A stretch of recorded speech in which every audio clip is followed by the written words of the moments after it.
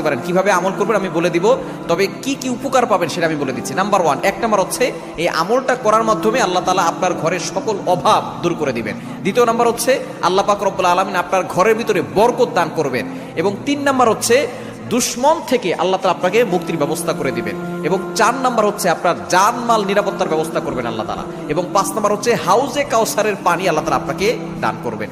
কেননা এই সূরা কাউসারের ভিতরে ইন্না আতাইনাকাল কাউসার, হাউজে কাউসারের ব্যাপারে আল্লাহ পাক রব্বুল আলামিন বলে দিয়েছেন যে এটা নবী সাল্লাল্লাহু আলাইহি ওয়াসাল্লামকে আল্লাহ তাআলা হাদিয়া দিয়েছেন হাউজে কাউসার।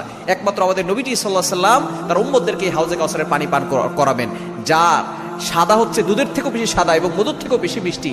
একবার যে পান করবে 500 বছর ধরে তার কোনো পানি তৃষ্ণা লাগবে না। এটা আপনি কিভাবে আমল করবেন? এই আমলটা হচ্ছে আপনি প্রথমে ওযু করে আপনি 3 বার দুরূদ শরীফ পড়বেন। এরপরে হচ্ছে আপনি সূরা কাউসার 11 বার পড়বেন। শেষে আবার 3 বার দুরূদ শরীফ পড়বেন, পরে আপনি পানিতে ফু দিয়ে ওই পানিটা খাবেন।